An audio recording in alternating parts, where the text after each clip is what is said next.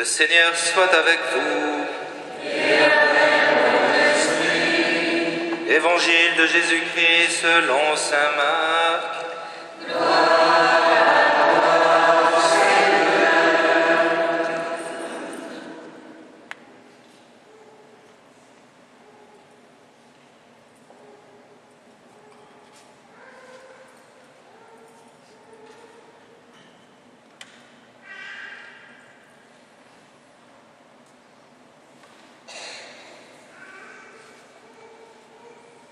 En ce temps-là, Jacques et Jean, les fils de Zébédée, s'approchent de Jésus et lui disent : « Maître, ce que nous allons te demander, nous voudrions que tu le fasses pour nous. » Il leur dit : « Que voulez-vous que je fasse pour vous ?»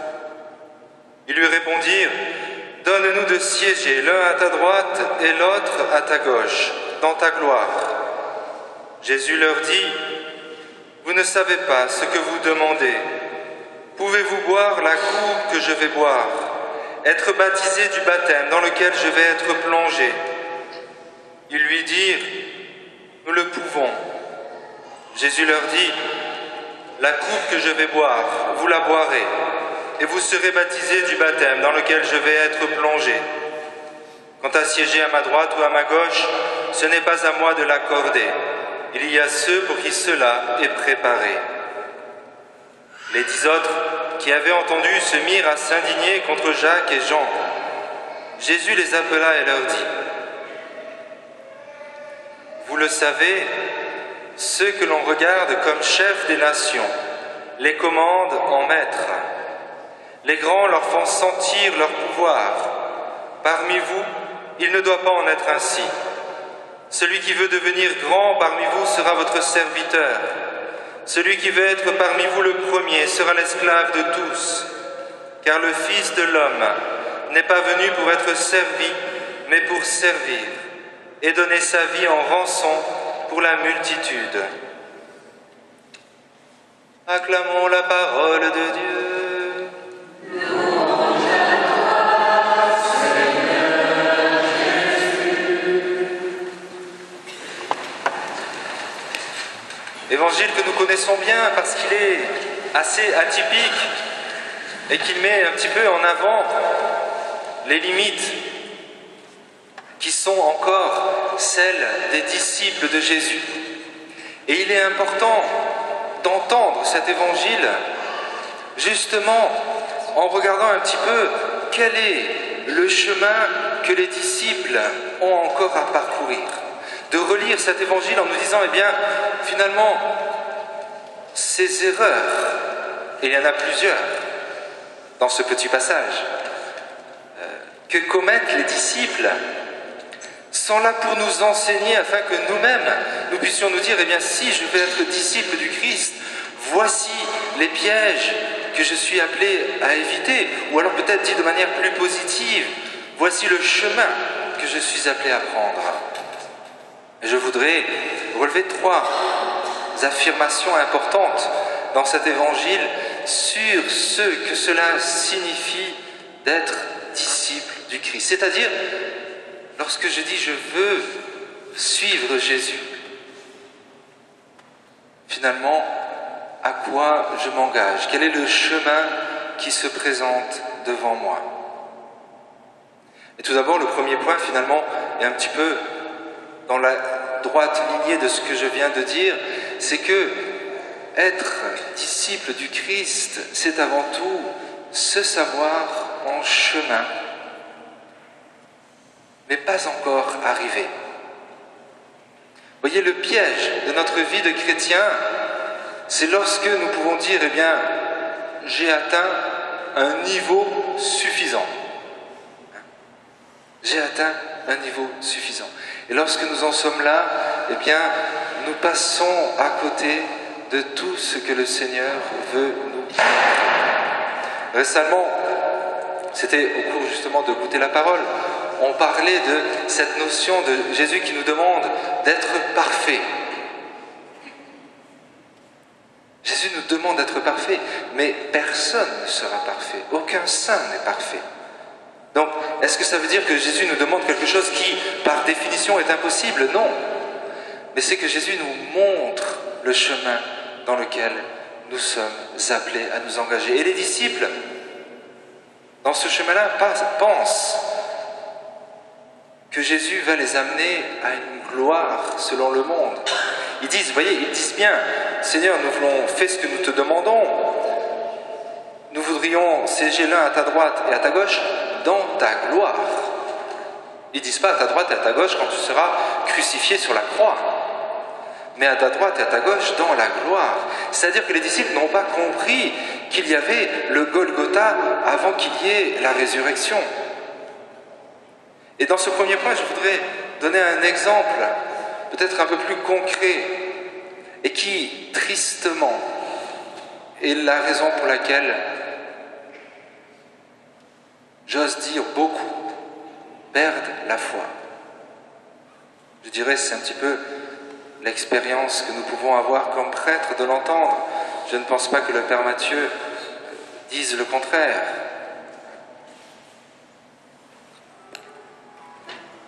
Jacques et Jean disent, ce que nous allons te demander, nous voudrions que tu le fasses pour nous. Je pense que un jour ou un autre, ça a été la prière de chacun d'entre nous. Seigneur, ce que je te demande, je veux que tu le fasses. Et c'est vrai que ça touche quelque chose d'important qui est l'intercession. Et nous sommes appelés à intercéder.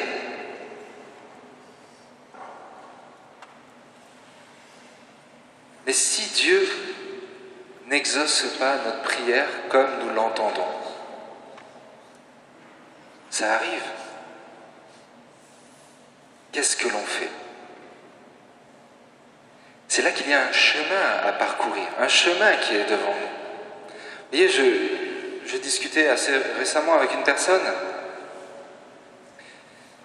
qui me disait qu'elle était à l'étranger, que sa grand-mère âgée allait mourir. Et donc, c'était il y a 30 ans cette histoire. Enfin, la personne me l'a dit récemment, mais l'histoire s'est passée il y a 30 ans. C'était pas ici, je vous rassure. Et donc elle rentre de ce pays lointain, et la grand-mère meurt avant qu'il n'arrive. Alors que sa prière était « Mon Dieu, laisse-moi voir ma grand-mère une dernière fois ». Eh bien, cette personne n'a jamais pardonné à Dieu. Parce que Dieu n'a pas fait ce qu'il voulait. Bien sûr que c'est une prière qui est légitime. Bien sûr que moi-même, j'adhère et je prie à cette prière parce qu'elle est légitime, parce qu'elle est bonne. Parce qu'il est normal et il est souhaitable que chacun d'entre nous soyons présents au dernier souffle de nos proches. Et d'ailleurs, le mystère du cinquième mystère, le fruit du cinquième mystère glorieux, c'est la grâce d'une bonne mort. Une bonne mort, c'est une mort où nous recevons les derniers sacrements, l'expression un peu désuète, mais qui reflète une réalité, et autour de nos proches. C'est bon et il faut prier pour cela. Mais la vie montre que ce n'est pas toujours comme cela. Est-ce que je peux me révolter pour Dieu, contre Dieu, à cause de cela?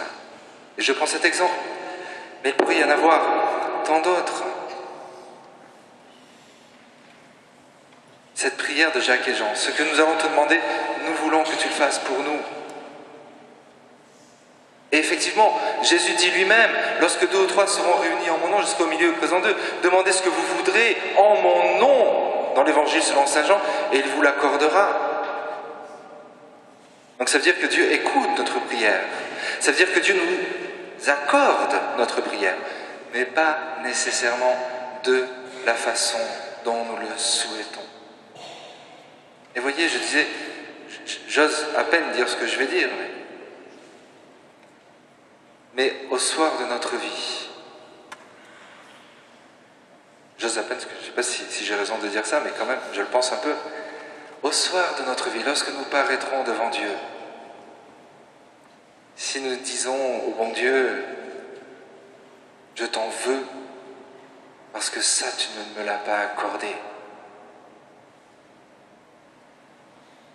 Alors que Dieu nous propose une éternité de bonheur, oui, avec des persécutions et des souffrances sur la terre. Mais est-ce que ce n'est pas finalement l'arbre qui cache la forêt? Vous savez, quand on a mal quelque part, on a mal au petit doigt, on n'arrive plus à rien faire parce qu'on a mal au petit doigt. Et ça reste que le petit doigt. Je ne minimise pas la souffrance. Je ne minimise pas le cœur central de l'intercession dans la prière du chrétien. Je dis simplement, si Dieu ne nous exauce pas comme nous le souhaitons, est-ce qu'on plie bagage ou est-ce qu'on continue dans ce chemin? Et voyez, c'est là où nous mesurons si nous aimons Dieu ou pas. Dans un couple, j'aime bien prendre l'exemple des couples. Dans un couple, vous n'obtenez pas toujours ce que vous voulez de votre conjoint. Si certains d'entre vous y arrivent, donnez la recette aux autres. Et c'est pas pour autant que vous allez le mettre à la porte. Mais notre relation à Dieu, vous voyez, la relation entre le Christ et l'Église, c'est-à-dire entre Dieu et nous, Saint Paul lui-même, dans l'Épître aux Éphésiens, fait une analogie entre l'amour entre l'homme et la femme. Et c'est vrai que l'amour entre l'homme et la femme est un don que Dieu fait à l'humanité pour nous révéler l'amour que Dieu a pour nous. Et si dans un couple, vous aimez quand même votre conjoint, qui n'a pas accédé à votre prière? Est-ce qu'on ne peut pas aussi le faire pour Dieu? Un deuxième point que je voudrais souligner, c'est l'humilité comme disciple de Jésus. Et l'humilité, j'aime bien en parler, non pas parce que je connais bien l'humilité, mais parce que elle est souvent mal comprise. Surtout on dit l'humilité des chrétiens. L'humilité des chrétiens serait finalement une sorte d'acceptation de se faire marcher sur les pieds par tout le monde. Ce n'est pas ça. Personnellement, j'aime pas me faire marcher sur les pieds, et ceux qui me connaissent d'un peu plus proche le savent, et pourtant je demande au bon Dieu d'être humble. Pas encore accordé, mais je désespère pas. Mais c'est pas la même chose. L'humilité, ce n'est pas se dévaloriser, ce n'est pas dire à tout le monde « je suis le dernier des imbéciles, je ne sais rien faire ». Il y a plus d'orgueil que d'humilité lorsqu'on dit cela. Pourquoi est-ce que je parle de l'humilité? Parce que Jacques et Jean disent, Jésus dit à Jacques et Jean, « Pouvez-vous boire la coupe que je vais boire ?» Et ils disent, « Nous le pouvons. » Et Jésus leur dit, « Eh bien, vous la boirez. » Qu'est-ce que ça veut dire? Ça veut dire que Jacques et Jean perçoivent l'appel que Dieu leur fait et que cet appel est authentique. Jésus ne leur dit pas, mais vous vous trompez complètement. Oui, vous allez la boire, cette coupe. Donc, Jacques et Jean perçoivent réellement leur appel et ils ont raison, c'est juste. Mais ils n'auraient pas dû dire « nous le pouvons ». Parce qu'en disant « nous le pouvons », ils montrent aussi qu'ils ne comprennent pas tout ce qu'il y a avec. Ils auraient peut-être dû dire « nous le pouvons si tu demeures avec nous. Nous le pouvons si tu es avec nous tous les jours. » Pas « nous le pouvons, nous sommes capables, nous, Jacques et Jean, fils de Zébédée, hommes de Galilée, grands pêcheurs de poissons. » Nous le pouvons si Dieu est avec nous. Et je dirais c'est un piège parce que nous pouvons avoir, nous tous, nous avons des talents que Dieu nous a donnés. Et il ne s'agit pas de remettre en cause ces talents, il ne s'agit pas de remettre en cause la grâce que Dieu nous a donnée. Mais il s'agit de prendre garde à ne pas faire comme si elle venait de nous. Il s'agit de prendre garde à ne pas se l'octroyer, comme si elle était un effet de notre puissance ou de nos capacités. L'humilité, c'est de dire, oui, Dieu m'appelle à cela. Comme un évêque peut être appelé à être pape et l'accepter humblement. Si Dieu l'appelle, il faut bien qu'il y en ait un de toute façon. Hein? Donc il va bien falloir qu'il y en ait un qui soit appelé. Donc oui, on peut être appelé à être pape. C'est personnellement pas mon désir le plus profond. Et je ne suis pas parti pour. Hein. J'ai déjà raté les étapes. Mais il y en a bien un qui est appelé par Dieu à être pape. Et celui-ci doit pouvoir répondre humblement. Donc ce n'est pas le contenu de l'appel, c'est la manière d'y répondre. C'est de dire oui, cela est une grâce de Dieu. Et c'est avec sa grâce que je vais le faire. Enfin, le troisième point, donc après l'humilité, le fait d'être aussi suffisamment proche de Dieu pour continuer le chemin s'il ne nous exauce pas tel que nous le souhaiterions. Troisième point, c'est la jalousie. La jalousie est un poison qui nous empêche de suivre le Seigneur. Pourquoi je parle de la jalousie? Donc lorsque Jésus a répondu à Jacques et Jean en disant « La coupe que je vais boire, vous la boirez », il est dit « Les 10 autres qui avaient entendu se mirent à s'indigner contre Jacques et Jean. » À votre avis, pourquoi les 10 autres s'indignent? À mon avis, ça n'est pas dit explicitement, mais les 10 autres sont en train de se dire « Mince, on aurait dû demander nous-mêmes avant. Supposons que Jésus leur dise oui. On va se retrouver à je ne sais pas quelle place. » C'est-à-dire que, vous voyez, ça doit nous remplir d'espoir. Hein. Les 12 apôtres, avant d'entrer à Jérusalem, donc ça fait déjà 2 ans et demi qu'ils sont avec Jésus, 3 ans presque. Ils sont en train de monter à Jérusalem. Et bien dans les 12 apôtres, il y en a 2 qui veulent siéger dans la gloire à droite à gauche, 10 qui sont jaloux, et au jardin des Oliviers, il y en a un qui le trahit et 11 qui partent en courant. Donc vous voyez, il y a encore de l'espoir. Hein? Ne désespérons pas. Mais sachons aussi relire l'histoire de ces apôtres. La jalousie, vous voyez, c'est regarder le talent que Dieu a fait aux autres. Et si je fais cela, eh bien je ne suis plus en mesure de regarder le talent que Dieu me donne. Et vous savez, le chemin vers le bonheur en Dieu passe nécessairement par le fait de savoir quel est le talent que Dieu me donne. Parce que lorsque je le reconnais, lorsque je l'accepte et lorsque je réponds à cet appel, je découvre aussi ce que cela veut dire à ce moment-là. Tout ce que vous demanderez en mon nom, il vous l'accordera. Vous savez,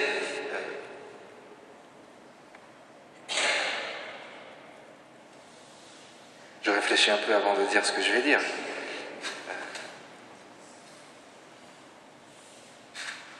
Mais c'est vrai que, allez, je le dis, dans ma prière pour la paroisse, lorsque je prie pour la paroisse, je peux donner ce témoignage. Tout ce que vous demanderez en mon nom, il vous l'accordera. C'est vrai que si je pense à ma petite vie personnelle, il y a encore des choses que le bon Dieu ne m'a pas accordées, même s'il en a accordé beaucoup. Et vous voyez, qu'est-ce que cela signifie? C'est-à-dire que nous comprenons le sens des paroles de Jésus dans la Bible lorsque nous œuvrons, lorsque nous travaillons, lorsque nous nous donnons à lui. Et encore une fois, ça ne marche que si je me donne dans la place qui est la mienne, c'est-à-dire aujourd'hui curé de la garde. Alors, je suis d'accord avec vous, parfois c'est plus facile que d'autres. Moi je suis heureux d'être curé à la garde, j'ai pas envie d'être ailleurs, donc c'est sûr que j'ai pas de mérite et je fais pas d'effort pour être ici. Hein? Peut-être que si j'avais été nommé curé d'une paroisse de 3 habitants dans le Haut-Var, j'aurais eu plus de mal, certainement. Hein? Mais il y a des saisons, il y a des étapes où parfois c'est plus facile peut-être que d'autres. Alors dans cette Eucharistie, demandons au Seigneur de nous faire grandir dans cette vie de disciple. Acceptons que parfois, il ne réponde pas à nos prières telles que nous le souhaiterions. Acceptons de répondre à son appel avec humilité et sans jalousie. Amen.